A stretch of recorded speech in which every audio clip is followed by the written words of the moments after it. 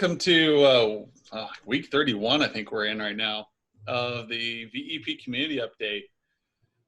Today we're kind of getting a little bit back to normal on the conversations around tools that are available to everyone, as well as how we can continue to operate in the new way of doing business. Skip and I were just talking a little bit about like some opportunities that I'm chasing right now, just being open with everyone about how I'm going to be trying to write grants to help out private school systems in Nebraska and the Midwest. And the goal being is to educate them.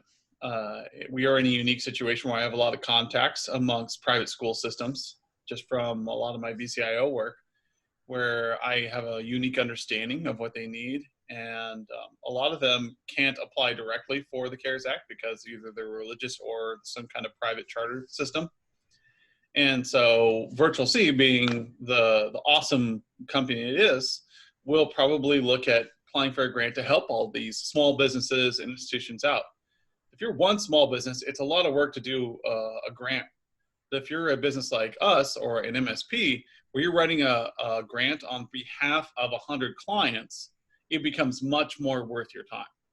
So that's been my morning. I've been working a lot on that, talking back and forth, as well as something that a lot of you can look forward to seeing next week is I will have a course, a 5-day course that takes you from a blank MSPL subscription to delivering strategic sessions with 3 audits for your clients.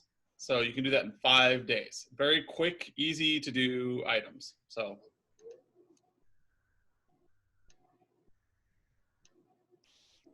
Oh, Michael Marlowe says, small businesses who employ between 3 and 30 people can apply for a $5,000 grant starting April 20th. Ah. I'll take all the money I can. Yeah, yeah. So yeah, I'll check that out.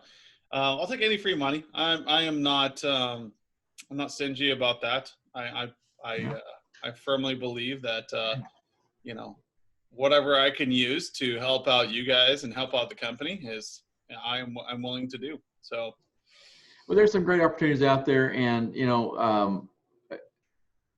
talking about my prior experiences before we got started here, I do have a little more applicable experience working in the E-rate environment, and we spent many years in an MSP leveraging that and providing some fantastic benefits to school districts out in the middle of nowhere. Really, I mean, these are small school districts, didn't have a lot of funding, but we were able to roll in there and really leverage these programs to deliver some great solutions and really make a very noticeable impact on these local communities. What was really cool about it was the school was kind of the center of a lot of these communities. And so while we ran in with E-rate projects that might have been focused around switching or voice over IP services, the school district in turn leveraged that to, provide additional coverage, and they were leveraging that to provide internet access for some students who didn't have it at home, and actually they helped the local community and the local internet business community because they drove the infrastructure that delivered the fiber services and such into the area. But what I'm saying with all this is this is just another opportunity of resources that are available, but they're not necessarily easy to access. And those who are willing to, put some time and effort into it, I think have the opportunity to capitalize on these. We want to help you guys any way we can along that process. If it's being just something as simple as sharing information like we do in these sessions here, or actually, getting something done and making the deliverables, we want to be a part of that. And I'm excited about those opportunities. They don't come around all the time. And I guess is that a positive or negative character flaw or character attribute? But, during this crisis, I'm looking for the opportunities, and I think they're out there now, and now's a good time to seize on those. Yeah, pull strings with your grant writer friends. They're these people we kind of knew about. You know what? They're all for nonprofits. Nope, not anymore. Yep. So, if you can buy them whiskey, beer, if you can bribe them in any fashion, do it. I mean, I know grant writers, and I am trying hard to get a hold of them. I'm trying to pull any favors I can to get my grant writers to come up and talk to me about writing some of these for schools, for small businesses in the area.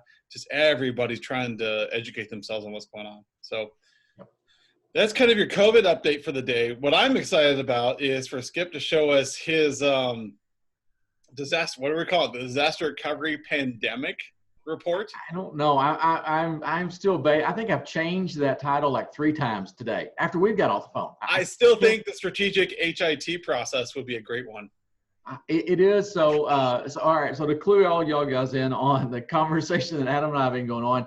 So we have an updated report. It's based very, very blatantly and very clearly on the COVID-19 report that Managed Services Platform and Virtual C in collaboration put out several weeks ago. And then within a few days after that, we modified it. And so there's a COVID-19 VEP 1.2 or something. I don't know. We released a slight update to that. And so now if you go out there, look, there is an updated report. At the moment, I'm leaving it as COVID-19 just to kind of continue our thought process. But it's a COVID-19 VEP 2.0 release. And boring. Yes, it is. But what our idea is for those of you who have deployed the original, either the very first one or the 1.2 report, I've already run that with some of your clients. This is going to be a really, really good follow-up with them because there's a lot of connection. The conversation goes along the lines of, Mr. Customer, we ran this report for you right when you basically pulled the ripcord, right? And sent everyone home. This is where you were. We can fast forward now to the 30, 45-day mark, kind of wherever this plays out. Say, this is where you are right now. Now, even if you haven't done that one before and you're just wanting to get in that now, we're in the right, where we are right now moment. And I think Adam's put stuff out in the chat. It took me a while to get this one this morning. I told him I was only like 2 sips of coffee in, and he dropped this one on me. And so I sat there blank for a while trying to put it all together. He's going through my head. I thought I'd share with everyone. Yeah. All right. So today, right now, we're sitting with our clients, and I think this is a really important report. Okay. Use our report, use something else. I don't care. What I'm really getting at is right now, you need to have a systematic process to begin talking with your clients and gathering data about how things are working right now. All right. Now, this is all building to the lesson learned meeting that Adam started talking about 45 days ago. So if you haven't got that on the calendar for the June, July timeframe, you need to get that out there with your clients. And we're building. I mean, this all kind of works together. We're building to that lessons learned meeting. And right now, we need some data for that meeting. We need to understand what's working, what's not working, what has come up that was a complete surprise, what's come up that wasn't as important as they thought it was. I mean, there's a lot of things we need to capture right now, because when we get to that lessons learned meeting, my real concern is, and I base this off of, I've been doing this a while. I tell everyone, I come by the gray in my beard, naturally. I've been through a few of these crisis situations, sort of things.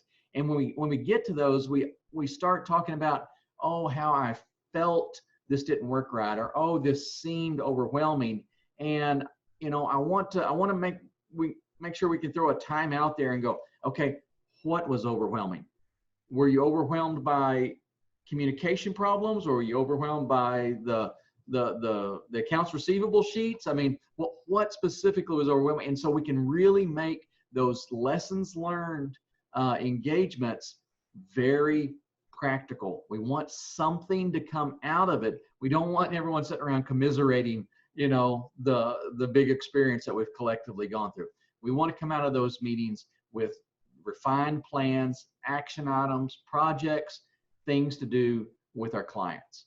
So go out there and look. I'm going to show you a couple of screens just real quick. We don't normally dive into the tool in these VEP sessions. I'm going to deviate from that just real briefly to kind of show you guys some of the things that we're focusing on and how this report has changed just a little bit. So I'm launching it here. I've got my good old Joe's Trucks. You guys have probably seen it. Now I've led off with a little bit of graphic here.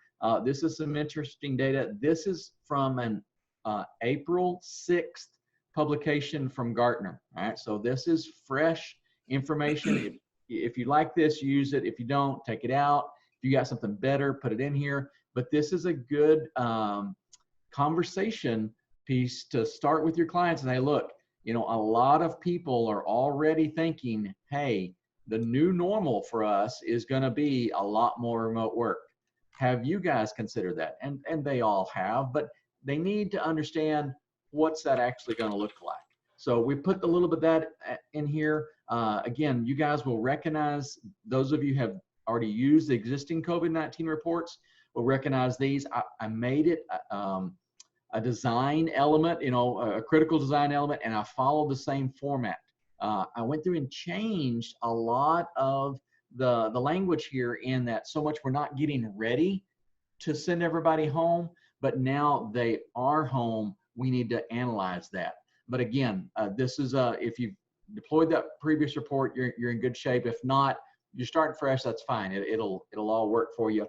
So we've gone through here. The assessment looks very much the same. We do have a couple of new service cards, and we have added a couple of things to this. So heads up on those. And the only area where we made, I guess, a significant change would be the questionnaire that we send out to clients. And we get down here. So we've updated this. Again, we started with the assessment, the scorecard graders that we sent out last time, but we twisted those around a little bit, all reflect current status. How are you doing right now? We added a few, and to be honest, the big one I think is down here at the very bottom. How productive are remote work? Well, actually, I've renamed this. This is still a sample one. I forgot exactly what I said, but the gist of what we're getting to with this last question is, hey, how are things going? Could you work from home all the time going forward? Because I think that's a burning question in a lot of people's minds. So we can fill this out. We can get a new estimate on this. If you haven't used this tool, just a quick peek inside of it. Once we click this little icon here, we get to see everyone's responses. Okay, so we can go through here, and if everyone's kind of answering around here in this 7 or 8 category on one element, then we know we're pretty good. If we've got people all over the board, it's a good indication that, hey, we need an action item on this. Half of the people said that they were doing great with their webcams, and the other half said they were doing awful. What's up with that? We have some specific measurable things that we can act on to get these things done. And if you've heard Adam and I talk about building out your VCIO programs, we talk about SMART goals, right? We have some infrastructure built around doing that, and I think to some extent we need to do that with our clients as well in these 90-day lessons learned. Let's develop some SMART goals, but if we're gonna define a SMART goal, we also need to ask some SMART questions, right? So now is the opportunity, and I really can't stress this enough. I feel like I'm kind of beating a dead horse because I say it over and over again, but I think it is very, very important that you capture some of these data sets right now, right? While it's fresh on your clients' minds, and be prepared to capitalize on that in our coming meetings. Yeah, so for those of you who have been in a disaster recovery role in the past, you know very well that one of the like compliance initiatives is collecting data, having the evidence ready. And then when you do your lessons learned, it becomes an imperative. Like you have to do it within 4 weeks of the boom or whatever event occurred. So when you're running a lessons learned, it's easy to forget all the stuff you went through. Yep. So having this report that Skip is working on right now, just sending out your heartbeat, like make sure you communicate with your client. Say, hey, look, we would like to send this link to all of your employees just to get a pulse on what's going on. It's going to do two things for you from a business standpoint. One, it's going to help change that narrative for your clients.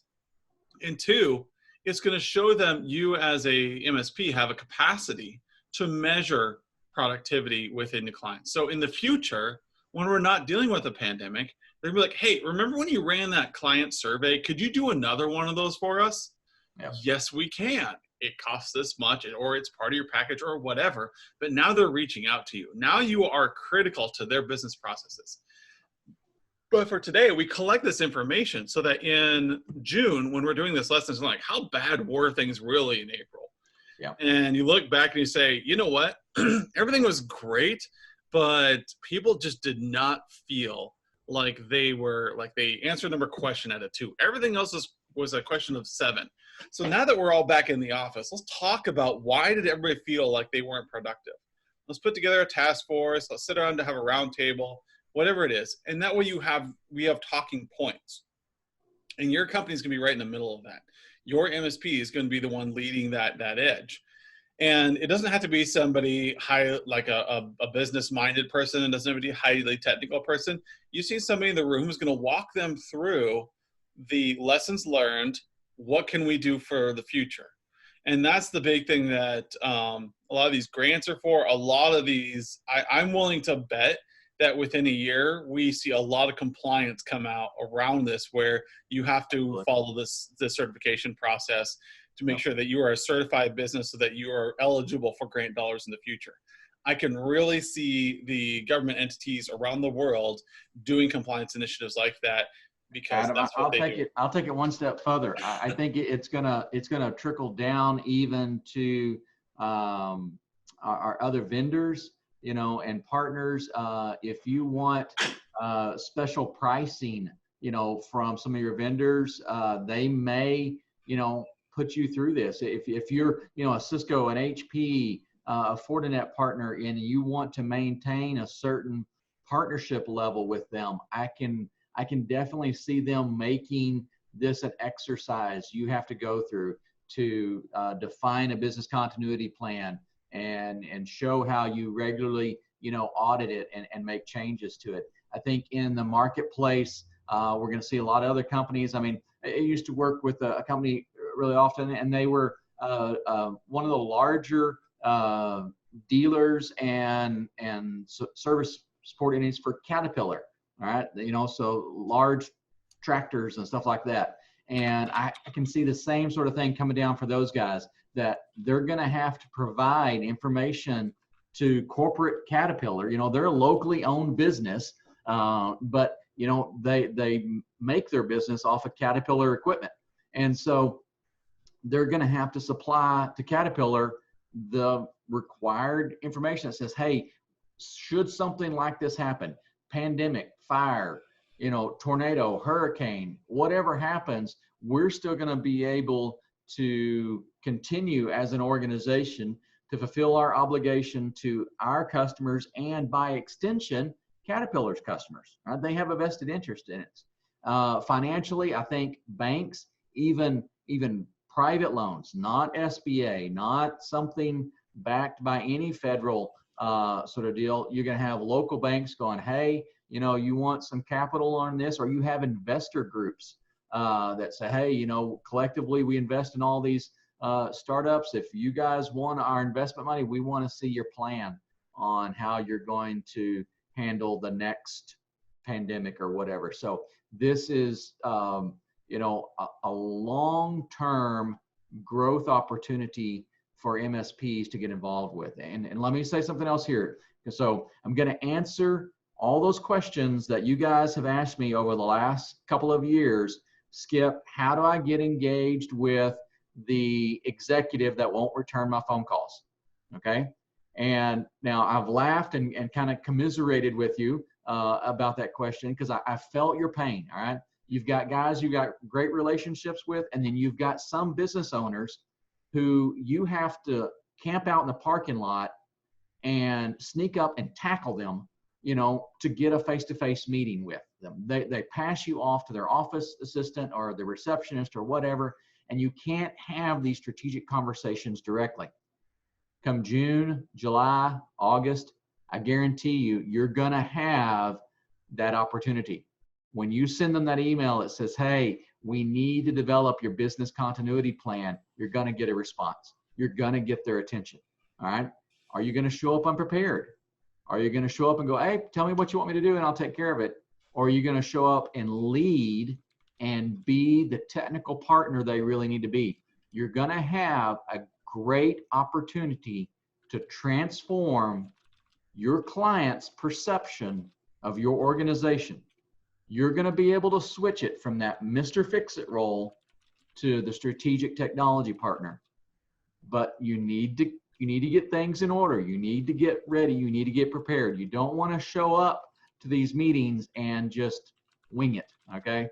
Now, and there's nothing wrong with winging it. All right. I've definitely done that, shooting from the hip, been the cowboy kind of thing. Hey, we'll figure it out on the way.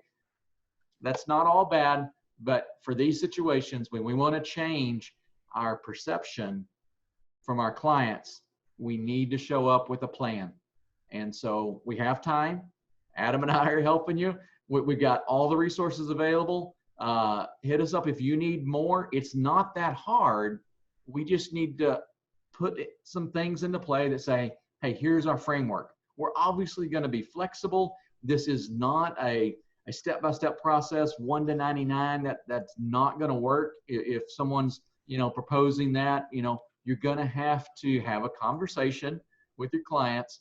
But if we have a framework to do that, I strongly, strongly believe you can be very, very successful in that. You can grow your business and transform your relationship with your clients. And that's all we have to say about that. If you book some time with me, be careful and don't feel afraid to throw the flag. You skip, stop. I get it. Okay. No, you're good. You're good. Cut me off because I do get pretty worked up about these things. Because it's during these times. You guys have heard me say I feel really vindicated in some cases, because if you read the details of what is an essential business, and that's different for different areas of the country and all, right? But in many cases, managed services or IT services is listed there as essential businesses. And, part of me feels like, IT has been vindicated. We've been telling you guys we're critical for, decades now, and y'all don't listen to us. You just think we're a cost center and you just got to throw money at it every once in a while to keep it quiet. No, we can really help business. We can really drive innovation and success in organizations if the leadership will bring us in and make us part of that process.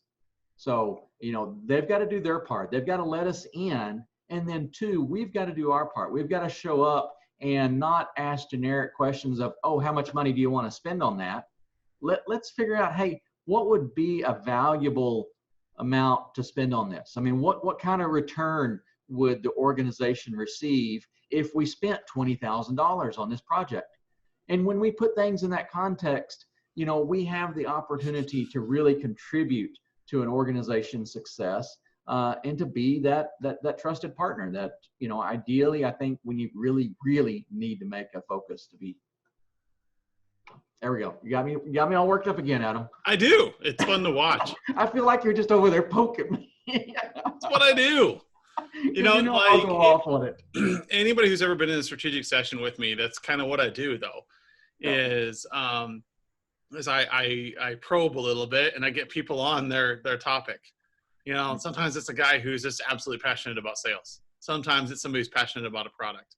somebody's passionate about school, and let them talk, because this stuff's important, especially in this time right now. Like it cannot be emphasized enough that we need to be working with our clients. And if we don't have work with our clients, and from what I'm hearing from you guys are pretty busy right now, you still need to be collecting this stuff. There's a reason why this becomes part of compliance, because everybody forgets to collect this data right now. And if you want to show yourself as a valuable business partner, you need to behave like one. If in this time you're just going to be lights on, be lights on. That's all your clients are ever going to see you. But if in this time you start talking business, you start collecting data for those lessons learned later on, you're showing forward thinking, you're talking about how you're going to support their business in the next 12 months. Now you are a valuable business partner. And so you got to decide today, like if you're too busy to do business stuff today, then you will always be too busy. And that's just the God's honest truth. If you're too busy today to do stuff like this, then you're just a break fix shop. Yeah. And you will always be a break fix shop. You have to find a way to fit this stuff in, even because you don't think it's important, because this is what differentiates people as business partners. This is what takes you to the next level. And it shows you're not just a break fix, because everybody else is just keeping the lights on right now. Everybody else is just talking PCs and firewalls and how to do better VPNs. Your company needs to go say, hey, while we're at it, we need to collect this data. Can you send this link to your employees so we can have this data for a later discussion? All you have to do is forward it to your employees for a later discussion. That's it. So that's my 2 cents I'll add on top of that. So yeah, I think it's about all we have for this week. I wanted to keep it short and simple, give people time back, because people are busy right now. Yep. I want to give you an extra half an hour to your day where you can be thinking about, how can I do this? In this next half hour, you could be reaching out to your clients. You could be saying, hey, let's get some lessons learned scheduled. Let's get some of this stuff on the books for June. Know that I'm collecting data and I'm getting things ready for this June conversation so that we know how to move forward. There you go. If you have any other questions, feel free to reach out at coaching@virtualcity.biz and set up some time with us. Just talk one-on-one about your frustrations, or any way we can help, from how do you apply for grants? How do you prepare your clients for a lessons learned session? Think outside of just the tool. Think about, like, what do you need help with? Where do you need advice? And reach out to us and set some time up. Our calendars are open to you guys as VEP members. We are here to help. And we are bigger than just a bunch of reports and generation on the MSPL tool. We are here to help you guide your business from a VCIO standpoint. Yep. With that, we'll talk to you all later, and we'll see you next week. All right. See you guys.